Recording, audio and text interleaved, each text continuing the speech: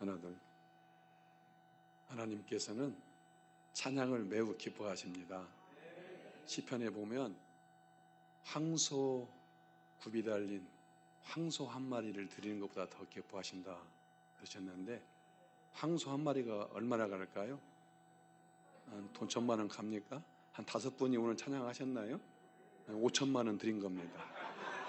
대단한 찬양을 하신 겁니다. 예, 반갑습니다. 네, 광약교회 섬기로 몇 번을 왔는데요. 금요일 날도 한번 오고 성탄절에도 와보고 또 떡도 해보고 여러 가지 해봤는데 설교는 처음입니다. 무슨 말씀을 전할까 하다가 요한복음 말씀을 정했는데요. 한번 잘 경청해서 들어보시길 바라겠습니다. 자살을 시도했다가 극적으로 살아난 사람에게 왜 목숨을 끊으려 했느냐 이렇게 물어보면, 이 세상에서 자기를 알아주는 사람이 하나도 없었기 때문이다 라고 말을 합니다. 이처럼 관계의 단절, 의식의 단절로 생긴 공백 상태에 깊은 절망과 고독이 밀려 들어옵니다. 그 절망과 고독은 점차 삶을 옥죄이고 결국 그 압력을 견디지 못하고 극단적 행동을 취하게 하는 것이죠. 19세기 기독교 실존주의 철학자 키에르케고르는 절망은 죽음에 이르는 병, 인간의 자기 소외라고 했습니다. 또한 자기를 잊게 한 하나님과의 관계 상실이라고도 했습니다. 하나님과의 관계가 깨진 결과로 나타나는 절망은 그래서 죄가 되는 것입니다. 여러분이 절망하고 낙심하고 그러면 그것이 여러분의 것이 아니라 죄라는 것입니다. 하나님께서 당신님의 형상을 따라 사람을 만드시고 그 이름을 아담이라고 부르셨습니다. 아담이라는 말이 성경에 560번 나오는데요, 고유 명사로 쓰이면 첫사람 아담을 지칭하는 말이 되고요, 일반 명사로 쓰이면 인간 전체를 뜻하는 사람이라는 말로 사용됩니다. 하나님께서 아담을 창조하시고 보시기에 심히 좋으셨습니다. 그러나 사람이 혼자 사는 것이 좋지 않아 보여서 또 다른 사람 하와를 만드셨습니다. 이처럼 하나님의 창조 목적은 사람이 함께 더불어 살아가는 것입니다. 사람들이 모여 살아가는 것을 삶이라고 합니다. 삶. 사람이라는 단어 잘 보십시오. 사람이라는 단어가 있죠. 사람이라는 단어. 이 사자 밑에 람의 니을과 미음을 사자 밑으로 내려오면 합쳐지면 삶이 됩니다. 그래서 삶이란 사람과 사람이 함께 모여 살아가는 것을 의미합니다. 사람은 결코 혼자서 살아서는 안 된다는 것이 삶이라는 단어 속에 숨겨져 있습니다. 그런데 요즘 TV에 나 혼자 산다라는 방송이 인기가 있습니다. 혼자 밥 먹는 걸 뭐라고 합니까? 잘하시네. 혼자 술 먹는 걸 뭐라고 합니까? 여기는 다 100점이네요. 그럼 한 번만 더 물어보겠습니다. 혼자 여행 가는 걸 뭐라고 합니까? 여기서 맞췄습니다. 혼녀입니다. 혼녀. 왜 이 프로가 인기가 많을까요? 혼자 사는 것이 나름 행복하다는 그런 취지로 방송을 하는 것 같습니다. 그러나 혼자 사는 것은 하나님의 창조 목적에 반하는 것입니다. 이런저런 인생의 굴곡진 사연과 애환 때문에 어쩔 수 없이 혼자 살 수밖에 없는 상황이 아니라면 인간은 함께 더불어 살아야 하는 것이죠. 현대는 지독한 개인주의 사회입니다. 한 아파트에 몇 년 동안 같이 살아도요, 옆집에 누가 사는지 모르고 교류도 없습니다. 아파도 모르고 죽어도 모릅니다. 문명의 혜택을 누리고 사는데도 행복보다는 고독이 날로 심화되고 있습니다. 왜 그렇습니까? 관계의 상실 때문에 그렇습니다. 사실 고독은요, 누군가가 나를 진심으로 이해해주고 도와주기를 생기기 때문에 나타나는 현상입니다. 이게 일종의 자기 중심적 현상입니다. 자기 입장에서만 삶을 해석하는 거예요. 그러나 생각을 전환해서 먼저 내 편에서 남을 이해해주고 도와줄 사람을 찾게 된다면 이 세상에는 얼마든지 대화의 대상이 있고 좋은 친구가 될 수 있습니다. 문제는 내가 자기중심적으로 구하기 때문에 친구가 없고 스스로 외톨이가 되고 만다는 사실입니다. 우리가 관계의 단절로 말미암아 뼈아픈 고독을 느끼게 되는 것은 대상이 없기 때문이 아니라 내 주변에 그 대상을 내가 찾지 않기 때문입니다. 본문을 보면 베데스다 못에 지극히 고독한 한 사람의 이야기가 나옵니다. 예루살렘 북쪽에 성문이 있었습니다. 북쪽에 있는 문입니다. 우리도 남대문, 동대문, 서대문 이렇게 있죠. 광화문 있고요. 성전 제사 제물로 드려질 양들이 이 북문을 통해서 들어갔기 때문에 사람들은 양의 문이라고 불렀습니다. 이 양의 문 근처에 베데스다라는 못이 있었습니다. 이 못 주변으로 벽면은 없고 기둥 위에 지붕만 덮인 일종의 정자와 같은 행각 5이 있었습니다. 몇 개가 있었다고요? 설교를 잘 청중하고 계시네. 그 행각 안에요, 시각장애인, 다리 저는 사람, 팔다리가 마비된 사람 등 수많은 병자들이 누워 있었습니다. 병자들이 이렇게 많이 모여든 것은 못의 물이 솟구칠 때, 요동할 때 그것을 천사의 치유 활동으로 알고 맨 먼저 들어가는 사람이 몇 번째 사람이요? 그렇죠. 2등 안 됩니다. 맨 먼저 들어가는 사람이 들어가면 그 사람의 병이 낫게 된다는 전설 따라 삼천리 같은 이야기가 내려왔어요. 민간에. 물이 요동하는 순간 맨 먼저 들어가는 그 한 사람에게만 병이 낫는다는 다소 인색한 조건이 붙어 있었지만 어쨌든 병이 낫는다는 소문이 전설처럼 내려오는 못이었기 때문에 치유에 대한 간절한 기대와 희망을 품은 병자들은 그 행운의 주인공이 되기 위해서 물이 움직이기만을 기다리고 있었습니다. 그 병자들, 수많은 병자들 가운데 38년 된 병자가 있었습니다. 몇 년이요? 전라도 말로 겁나게 오랜 세월로 알았던. 여러분 1년만 아파도요 보통 힘든 게 아니에요. 38년, 근 40년을 누워 있었다. 걷지 못하고. 엄청난 세월입니다. 참으로 오랜 세월을 고통스럽고도 절망스럽게 살아온 불쌍한 사람이었습니다. 이 사람이 행복한 사람이에요? 불쌍한 사람이에요? 불쌍한 사람.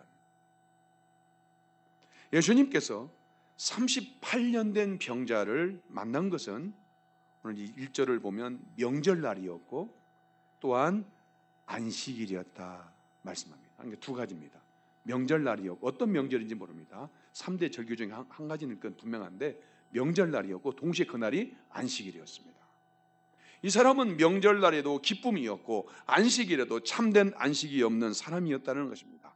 본문 6절 오늘 본문 말씀을 보면 예수님께서 38년 된 병자가 누운 것을 보셨고 이미 오랫동안 알아온 것을 아셨다, 보시고 아셨다라고 오늘 말씀이 기록합니다. 출애굽기 3장 7절로 8절을 보면 이런 말씀이 있습니다. 여호와께서 이르시되 내가 애굽에 있는 내 백성의 고통을 분명히 보고 그들이 감독자로 말미암아 부르짖음을 듣고 그 근심을 알고 내가 내려가서 그들을 애굽인의 손에서 건져내고 그들을 그 땅에서 인도하여 아름답고 광대한 땅, 젖과 꿀이 흐르는 땅, 가나안 족속, 헷 족속, 아모리 족속, 브리스 족속, 히위 족속, 여보스 족속 지방에 데려가려 하노라라고 말씀합니다. 자, 이 구절에서 출애굽기 40장인데요. 40장 전체를 끌고 가는 7가지 동사가 나옵니다. 보고, 듣고, 알고, 내려가서, 건져내고, 인도하여 데려가려 하노라라는 이 7가지 동사가 출애굽기 전체를 이끌고 갑니다. 그러니까 하나님께서 애굽에서, 이집트에서 고통받고 있는 이스라엘 백성들의 고통을 보고, 듣고, 알고, 내려가서 건져내고 인도하여 데려가노라 말씀합니다. 무슨 말입니까? 여러분과 제가 아무리 힘들고 서럽고 억울한 일이 있어도 주님께서 보시고 알아주시면 된다는 것입니다. 세상 사람 다 몰라도 주님께서 나를 보시고 나를 알아주시면 된다는 것입니다. 예수님은 38년 된 병자에게 다가가셔서 네가 낫고자 하느냐? 네가 낫고자 하느냐라고 물으셨습니다. 여러분은 이 질문을 어떻게 생각합니까? 여러분이 만약 38년을 걷지 못하고 누워만 있는 병자라면 네가 낫고자 하느냐? 라는 예수님의 질문에 여러분은 어떻게 대답하겠습니까? 그렇죠. 그렇죠. 정답입니다. 네가 낫고자 38년을 누워있는 환자에게 네가 낫고자 물으면 여보시오, 그걸 말이라고 합니까? 당신이 내 입장이라면 어떻겠습니까? 여러분, 병자가 병을 낫기를 바라는 것은 너무나 당연한 일 아닙니까? 새삼스럽게 말해서 무엇하겠습니까? 그런데 그것을 모를 리 없는 예수님께서 왜 물어보나 마나한 질문을 하셨을까요? 왜 그러셨을까요? 그 지긋지긋한 질병으로 38년을 걷지 못하고 누워만 있었다면 병자는 그러한 질문에 뭐라고 대답해야 됩니까? 예, 낫고 싶습니다. 이 발로 한 번만 걸어본다면 오늘 죽어도 여한이 없겠습니다 라고 대답해야 합니다. 강남에 가면 강남 스타일이 있고 영등포에 오면 광야교회 스타일이 있습니다. 자, 그러면 오늘 주님께서 광야교회 주변을 거니시다가 오늘 누군가에게, 저와 여러분이 될 수 있습니다. 오늘 광야교회 주변을 걸으시다가 누군가에게 네가 노숙을 끝내고 싶으냐? 네가 노숙을 끝내고 싶으냐? 네가 술 중독을 끊고 싶으냐? 라고 물으시면 무엇라 대답해야 됩니까? 아멘이 아니라 뭐라고 대답을 해야 됩니까? 네, 당장 끝내고 싶습니다. 이 생활 더는 못하겠습니다. 지긋지긋합니다. 이렇게 대답해야 됩니다. 그런데 예수님께서 38년 된 병자에게 네가 낫고자 하느냐라고 물으셨을 때 38년 된 병자는 무엇라 대답합니까? 질문과는 전혀 동떨어진 동문서답을 합니다. 아까 보니까 성경을 띄워주기도 하는데 가능할지 모르겠지만 5장 7절을 한번 띄워주면 참 좋겠습니다. 띄워줄 수 있나요? 안 되면 괜찮습니다. 5장 7절. 나 바로 나오네. 야, 여기는 현대식이네요. 우리 교회는 이런 거 없습니다. 여기는 굉장히 세련된 교회네요. 바로 나오네. 자, 그럼 한번 여러분 눈이 시력이 좋으신 분은 같이 큰 소리로 한번 5장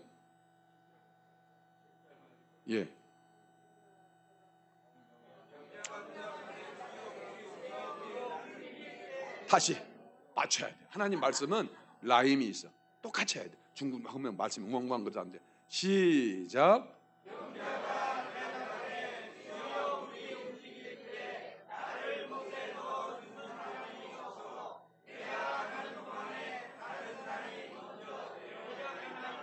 아멘. 38년 된 병자는 자기를 도와줄 사람이 없다는 하소연으로 대답의 방향을 틀어버립니다. 우리가 여기서 중요한 사실 하나를 발견하게 되는데요. 이 병자는 육신의 병뿐만 아니라 마음의 병까지 앓고 있다라는 것을 알 수 있습니다. 그 마음의 병이 무엇인가? 좀 어려운 말이지만 동화성 무감각증이라는 병입니다. 제가 지어냈습니다. 동화성 무감각증. 쉽게 설명해 드릴게요. 이제는 자, 악취가 나는 화학 공장. 어디 공장? 예.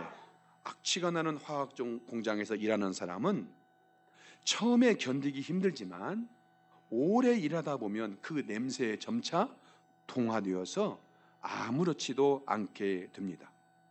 화학 냄새에 무감각해지면 어떻게 되겠습니까? 언젠가는 돌이킬 수 없는 직업병이 되어서 몸이 마비되는 현상이 나타날 수도 있습니다. 정화조 작업하러 들어갔다가 황화수소에 점차 중독되어 질식 사는 경우가 그런 경우입니다. 제가 태어난 곳은 철길 옆 시골 마을이었습니다. 태어나면서부터 기차가 지나가는 소리를 들었습니다. 그래서 기차가 지나가도 감각이 저는 없습니다. 그러나 읍내에 있는 친구들이 가끔 우리 집에 놀러와서 잠을 자게 되면 그 친구들은 밤새도록 잠을 못 잡니다. 왜요? 기차 소리가 천둥 소리처럼 들리기 때문에 도저히 잠을 못 자는 것입니다. 저는 태어나면서부터 기차 소리에 동화가 되어서 감각이 없습니다. 제가 호스피스 병원에서 사역을 했습니다.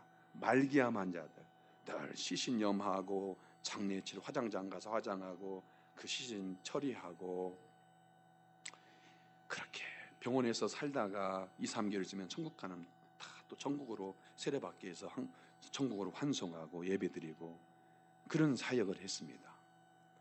제가 호스피스 병원에서 사역을 할 때 어떤 형제가 20대 후반, 몇 대 후반이요?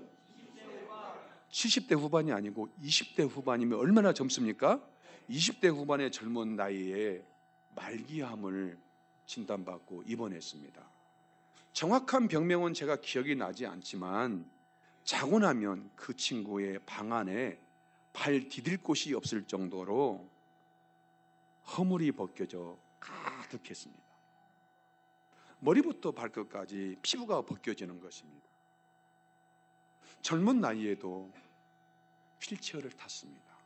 왜 그런가 보았더니 발바닥 뒤꿈치 굳은 살이 벗겨져서 일을 설 수가 없었습니다.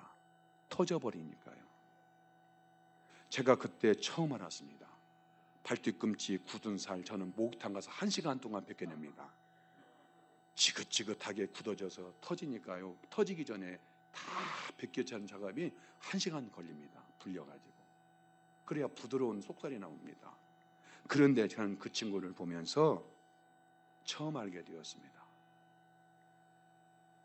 발 뒤꿈치에 굳은 살이 있는 것도 은혜구나. 진짜 그렇습니다. 여러분, 하나님의 은혜는 10,000가지가 쌓여야 1초가 우리에게 호흡하고 생명을 누리는 겁니다. 단 하나만 삔또가 나면요, 은혜가 역사하지 않습니다. 발 뒤꿈치 보고 알았습니다.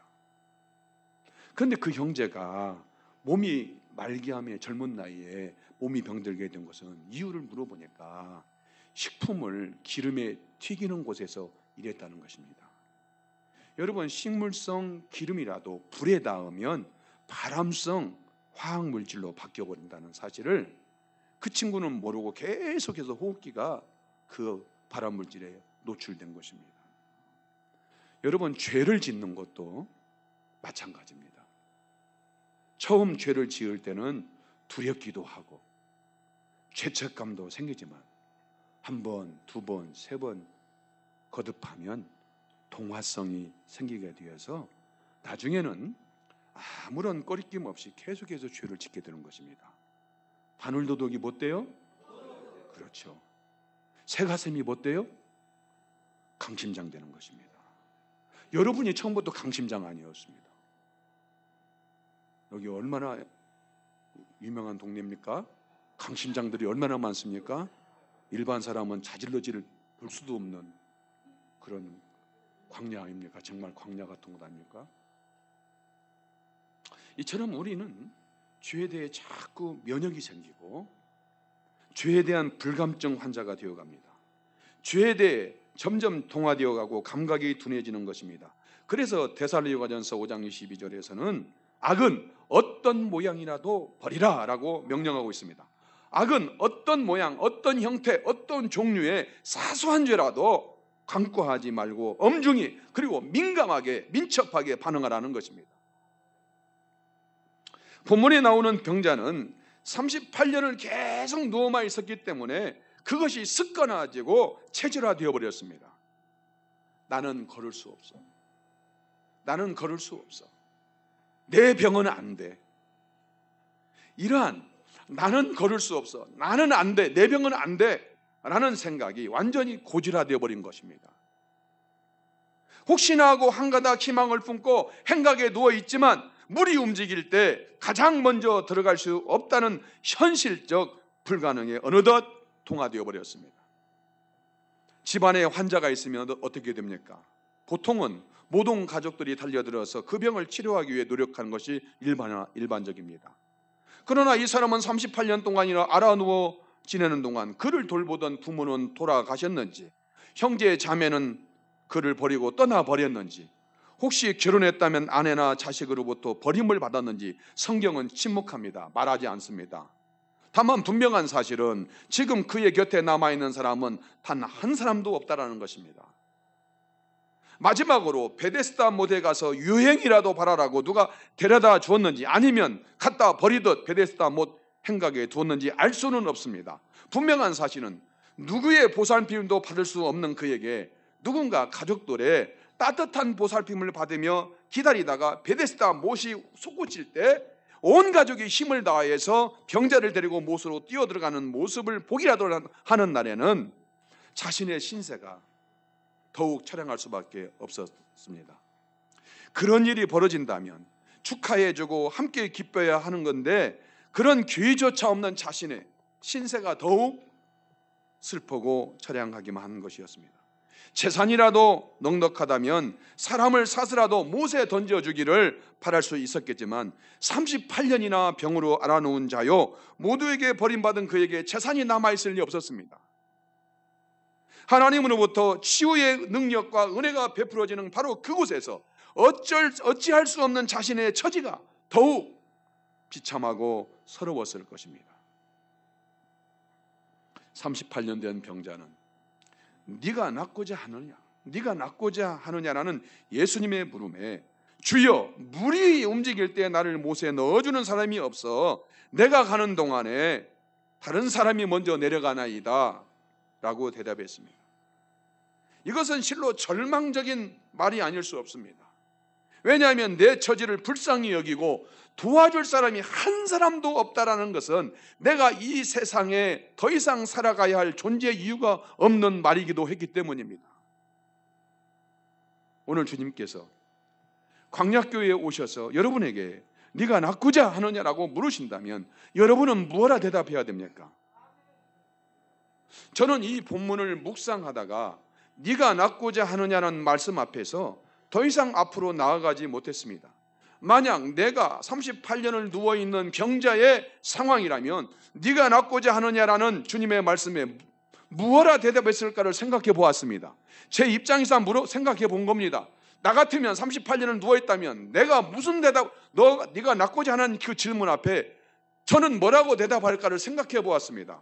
그러나 38년을 누워 지내본 적이 없었기 때문에 도저히 그 상황과 그의 심정에 몰입이 안 되었습니다. 감정이입이 안 되었습니다. 그래서 질문을 바꿨습니다.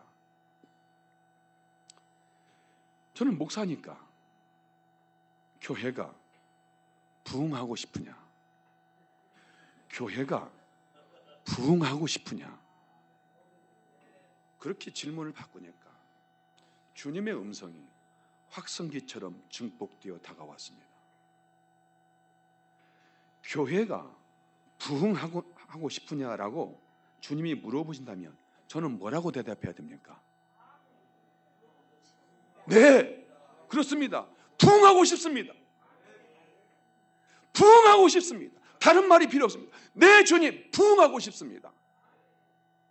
주님의 물음에 그렇게 대답을 해야 되는데, 저도 38년 된 병자와 똑같이 동문서답을 하고 있었습니다. 부흥의 가장 큰 장애 요인은 다른 데 있지 않았습니다. 목회자의 마음의 병, 제가 마음의 병, 패배의식에 젖어 있었습니다. 개척 8년차 코로나 이후 아무리 몸부림쳐 봐도 부흥은 요원하다는 절망감과 낙심으로 마음은 이미 패배의식으로 쩔어 있었습니다. 여러분, 비커 속에 개구리를 넣고 서서히 온도를 가열하면 어떻게 됩니까? 비커 속에 있는 개구리를 100도를 끓여놓고 개구리를 집어넣으면 툭 튀어나갑니다. 뜨거워서. 그러나 찬물에서 놓고 살살 불을 가열하면 따뜻해지기 때문에 온도가 올라가는 것을 감지 못하고 푹 삶아 죽습니다. 그것은 실험에서, 과학에서 실험에서 나온 결과입니다. 유명한 얘기입니다. 주님께서 교회가 교회의 부흥을 원하느냐라고 물으시면, 네 주님, 교회가 부흥하길 원합니다 라고 목회자의 영적 상태가 건강해야 됩니다. 할 수 있거든이 무슨 말이냐, 믿는 자에겐 능치 못함이 없느니라 라는 선포를 하면서 나가야 주님은 그 믿음을 보시고 권능의 손을 펴셔서 역사할 수 있는 것 아니겠습니까? 얼마 전 히브리서 11장을 묵상하다가 마음의 찔림과 큰 각성이 일어났습니다. 평생 성경을 읽었지만 특별히 그날 아침에 히브리서 11장 4절 말씀은 마치 처음 보는 말씀처럼 다가왔습니다. 거기 말씀은 이런 겁니다. 아벨은 가인에게 죽임을 당하고, 가인은 형이고 아벨은 동생입니다. 가인의 재물은 하나님이 연락하지 않았고, 가인의 제사 재물은 연락해서 화탁지가 나서 열받아가지고 동생을 죽여버렸습니다. 시기질 때쯤에. 자, 그런 배경 가지고 아벨은 가인에게 죽임을 당하고, 그 다음 여기 말입니다.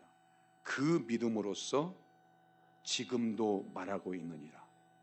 그 믿음으로써 지금도 말하고 있느니라 라는 말씀이었습니다. 아벨은 하나님을 믿는 그 믿음으로써 지금까지, 오늘 2024년도까지 자신의 믿음을 증명하고 있다는 것입니다. 여러분, 신자는 입으로 말하는 사람이 아닙니다. 저와 여러분은 입으로 말하는 사람이 아닙니다. 믿음으로 말하는 사람입니다. 우리는 입으로 말하는 사람이 아니라 믿음으로 말하는 사람입니다. 삶으로 말하는 사람입니다. 광약교회 임명희 목사님처럼 삶으로 그 믿음을 말하는 것입니다. 저는 우리 노예, 제 선배이기도 하고 노예 같은 노예원이기도 합니다. 저는 정말 세례자 요한이 말했던 것처럼 나는 예수님 신발끈도 맬 수 없다고 했던 것처럼, 감히 저는 우리 임명희 목사님 운동화 끈도 맬 수 없는, 자격도 없는 그런 비교 불가한 존재지만, 참 제가 존경하고 이 험난한 이 광야 같은 곳에서 30년을 넘게 한결같이 고통과 절망에 있는 영혼들을 위로하고 살피고 섬기는 그것을 보면서 그냥 가슴이 먹먹해집니다. 참 존경하고 참 귀한 분입니다. 그분이 뭘로 말했습니까? 예수 믿으시오 말로 말했습니까? 여러분, 임명희 목사님이 말로만 여러 명 했다면 여기 한 명도 없습니다. 삶으로 말한 겁니다. 믿음은 삶으로 말하는 것입니다.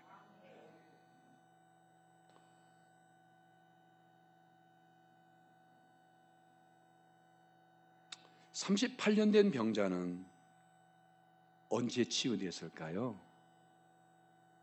이 병자가 치유가 됐는데 모세 물이 움직일 때 치유된 것이 아니라, 일어나 내 자리를 들고 걸어가라 라는 주님의 말씀을 그대로 믿고 벌떡 일어났습니다.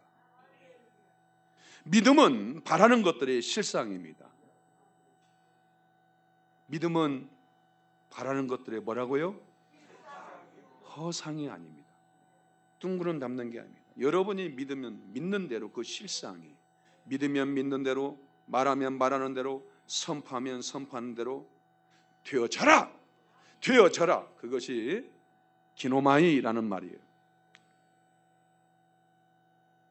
창조주께서 빛이 있어라 하면 빛이 쫙, 영광의 썩이나 영광의 빛이 쫙 있는 거예요. 하나님께서 쪼물딱쪼물딱 해서 만드는 게 아니에요. 되어져라! 그게 기노마이. 되어져라! 하면 그대로 되는 거예요. 믿음은 허상이 아니고 여러분이 바라는 실상이에요. 여러분이 바라는 게 뭘까요? 오늘 이 밤에 바라는 것이 무엇일까요? 그리스도 예수 안에서 여러분이 오늘 바라는 것이 무엇일까요? 그 바라는 것들이 실상으로 현실 가운데에서 이루어지기를 주님의 이름으로 축복합니다. 오늘 우리 모두에게 그 믿음으로 패배의식과 절망에서 벌떡 일어나기를 주님의 이름으로 축복합니다. 주님은 질병을 치유하기 이전에 38년 된 병자의 마음에 내재된 절망을 치유하기 위해서 네가 낫고자 하느냐 일부러 물어보신 것입니다. 그 마음의 병을, 패배의식에 절망에 쩔어있는 그 마음을 치유하기 위해서 일부러 물어보신 것입니다. 주님은 오늘 노숙 이전에, 술 이전에, 담배 이전에, 중독 이전에 마음의 절망과 고독이 먼저 치유되고 회복되기를 원하는 것입니다. 여러분의 바라는 것은 노숙을 치우고 중독을 치유하고 술을 끊고 담배를 끊는 것이겠지만 그것은 현상입니다. 결과적인 것입니다. 여러분이 마음이 치유되지 않고는 이것은 절대 끊어질 수가 없습니다. 끊었다가도 다시 합니다. 그러나 여러분의 마음이 치유되면 이것은 여러분이 말하는 것들은 자동으로 해결되는 것입니다.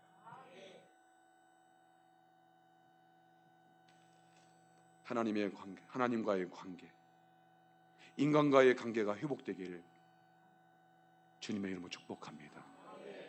그것이 먼저입니다. 술을 끊고 담배를 끊고 노숙을 끊고 알코올 중독을 끊고 그것이 먼저가 아닙니다. 여러분의 마음속에 있는 절망, 낙심, 패배의식, 고독, 쩔어있는 그것이 먼저 치유되어야 됩니다. 38년 된 병자가 바라는 최선의 도움은 못이 움직일 때, 솟구칠 때 자신을 못 속으로 던져주는 사람이었습니다. 그 사람의 최선은, 그 사람의 최고 바라는 이상적인 것은 자기를 물이 움직일 때 빨리 나를 데려다서 못에 던져주는 사람이 필요했어요. 나를 도와줄 사람이 없습니다. 그 원인을 사람에게 두어서 자기를 도와줄 사람을 찾아서. 여러분도 사람을 찾으시겠죠. 누가 나한테 와서 이런 문제를 해결해 주면 좋지 않을까? 사람을 찾으시겠죠. 그는 못이 솟구치는 절묘한 타이밍에 자신을 도와줄 사람이 없다는 것을 한탄했습니다. 그러나 38년 된 병자를 고치신 분은 예수님의 말씀이었습니다. 일어나 내 자리를 들고 가라는 주님의 말씀과 함께 병자는 벌떡 일어났습니다. 오늘 예수님의 말씀을 통해 패배의식에서 일어나 삶의 자리로 당당하게 걸어가시기를 바라겠습니다. 절망과 고독, 노숙과 알코올 중독, 사업 실패, 관계 실패에서 일어나서 삶의 자리로 당당하게 걸어가시길 주님의 이름으로 축복합니다. 38년 된 병자는 단순히 육신의 병만 나은 것이 아니었습니다. 예수님께서 나중에 이 사람을 성전에서 치료된 후에 다시 만났는데 이렇게 말씀하십니다. 14절인데요. 보라, 네가 나았으니 더 심한 것이 생기지 않게 다시는 죄를 범하지 말라. 자, 그러면 이 사람의 병은 어떤 식으로든 죄와 연관이 있었다는 것을 알 수 있습니다. 따라서 38년 된 병자가 입은 은혜는 육신의 난치병에서 치료된 것 이상이었습니다.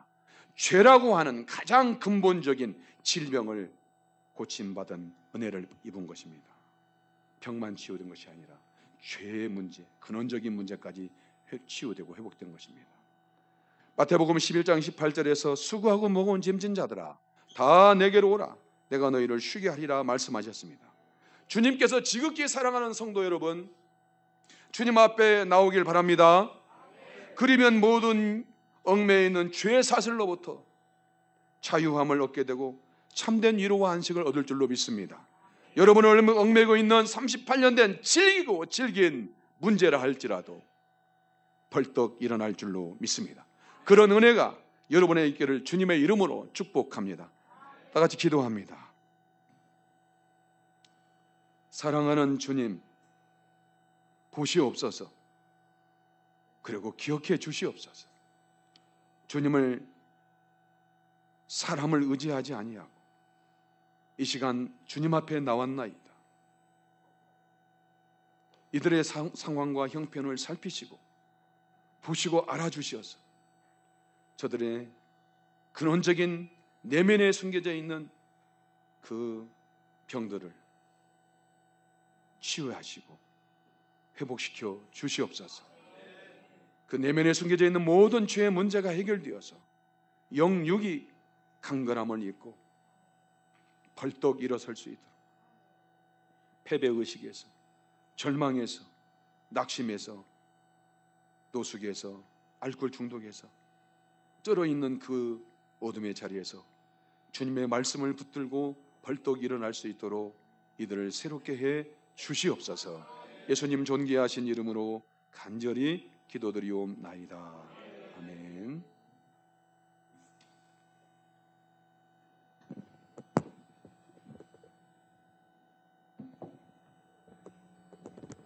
네, 은혜의 말씀 감사합니다. 우리 하나님 앞에 먼저 감사와 영광의 박수. 하나님 감사합니다. 네, 우리 최진영 목사님 오셔서 오늘 본문이 어디예요? 주제는 낳고자 하느냐, 내가 낳고자 하느냐고. 어디? 요한복음 5장. 네, 어떤 누구를 예수님께서 만나셨어요? 네, 38년 된 중풍병자에게. 네, 우리 하나님이 찾아오심이 이게 축복인 줄 믿습니다. 네, 여러분, 세상 모든 종교는 하나님이 찾아와 주시 않아서 하나님을 다 만들어서 섬겨요. 바알도 자기들이 만들어 놓고 하나님이래. 다 그런 거예요. 불교 부처도 그렇고 다. 근데 이렇게 하나님이 찾아오시는 이런 복이 있어서 치유되고 구원받는 줄 믿습니다. 네, 우리 하나님을 또 의지합니다. 모든 순간순간마다 우리는 하나님 예수 그리스도밖에는 답이 없어요. 네, 오늘도 어떤 환경 속에서도 우리는 누굴 붙잡아야 돼요? 예수님 붙잡아야 돼요. 그게 장땡입니다. 네, 오늘 또 우리 목사님 열흘째이신데 얼마나 힘들겠어요. 생각을 해봐요, 여러분. 한 끼 두 끼만 밥 굶어도 죽을 것 같은데, 배고프고 막 그냥 네, 열흘째 너무 힘드실 것 같아요. 너무 힘드신데 우리 하나님께서 또 힘주시기를 원합니다. 네, 우리 하나님이 또 붙들어 주실 줄 믿고 감사드리면서 우리 잠깐 기도할까요? 우리 목사님 힘주시기를. 또 우리도 이런 죄 중에 우린 빠질 수밖에 없어요, 여러분. 우린 다 죄인이에요. 아무리 발버둥 쳐도 죄인이야. 그 죄를 가지고 그냥 우울에 빠지지 말고 누구를 붙잡아야 돼? 예수님. 예수님 놓치는 게 죄예요. 예수님을 놓치는 게 죄예요. 네, 우리 이 시간에 베데스다 연못가에 이 사람을 찾아와 주신 예수님, 우리도 찾아와 주시기를 원하며 또 우리가 죄 중에 있을 때 우리는 죄를 칠 수밖에 없는 그런 존재인데 그럴 때에 예수님 놓치는 게 그게 죄라는 것을 알고 우리 담임 목사님 힘주세요.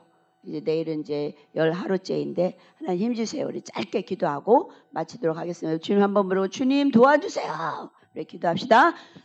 시작. 주여 아버지 할렐루야. 오늘 아버지 하나님 요한복음 5장 말씀으로 하나님 은혜 주시니 감사합니다. 우리 그 사랑교회 최진영 목사님 오셔서 하나님께 은혜 말씀을 선포해 주셨습니다. 하나님 우리는 다 죄인입니다.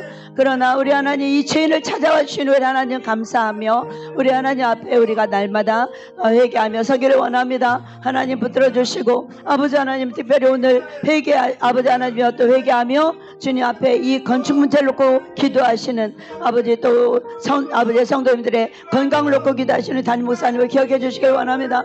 하나님 얼마나 힘드시겠어요. 우리 아버지 하나님 생명을 내놓고 아버지 하나님여 이 모든 것에서 아버지 죄악에서 떠나며 우리 하나님 정말 이 사역을 승리할 수 있도록 아버지 하나님 지혜종 아버지 하나님 정말로 주님이 원하시는 모습으로 서기 원하여 이렇게 하나님 기도합니다. 하나님 들어주시고 힘주시기를 원합니다. 아버지 붙들어주시고 하나님 힘 내려 주시옵시고 주님 인도하여 주시길 원합니다. 아버지 불쌍히 여기시고 긍휼히 여기시옵소서. 하나님이여 아버지 하나님 앞에 하나님 담대히 아버지 하나님 예수 그리스도 이름으로 다가오니 하나님 붙들어 주시고 새 힘으로 역사하시고 기도 응답하여 주시옵소서. 우리 아버지께서 역사하셔서 하나님 좋은 것으로 예배하신 점 있습니다. 확신을 가지고 응답을 가지고 아버지 기쁨으로 내려오실 수 있도록 하나님 역사하시고 아버지 주님께서 우리 담임 목사님 안 계신 동안에 우리 광야교회 어떤 일도 생기지 아니하도록 아버지 붙들어 주시고 광야에 하나님 지켜주시길 원합니다. 하나님 더러운 영들 아버지 하나님 이 광야의 사역을 방해하는 영들 아버지 하나님께서 틈타지 못하도록 주님 막아주시고 역사하여 주시옵소서. 주님 감사합니다. 주님께서 축복하시고 우리 목사님 더욱더 힘주시고 우리 또 그 사람께 최지현 목사님도 하나님 붙들어 주셔서 그 사역을 능력 있게 감당하실 수 있도록 주의 능력과 건강으로 말씀의 영으로 아버지 함께 주시옵소서. 주님 감사합니다. 늘 어떤 순간에도 우리는 주님을 놓치지 않는 그런 믿음으로 서기 원합니다. 주님 늘 우리와 함께 해주시고 찾아와 주시고 주님 만나 주시옵소서. 주님 감사를 드리며 예수 그리스도의 이름으로 기도합니다. 아멘. 네, 오늘 최진영 목사님 귀한 은혜 감사드리고요. 목사님께서 나오셔서 헌금 기도와 축도해 주심으로 마치겠습니다.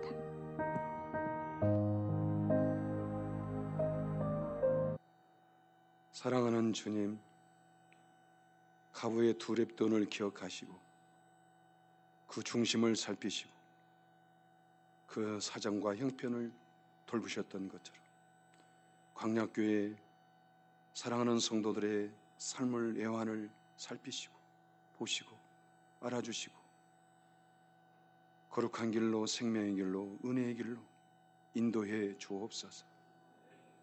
광야교회에 필요한 것들을 채우시고 막힌 것 뚫어지게 하시고 얽매인 것 풀어지게 하시고 하나님의 성령이 바람처럼 불처럼 역사해 주셔서 이 영동부뿐만 아니라 잃어버린 영혼들을 찾는 일에 하나님께서 강력하게 역사해 주시고 은혜 위에 은혜를 더하여 주옵소서.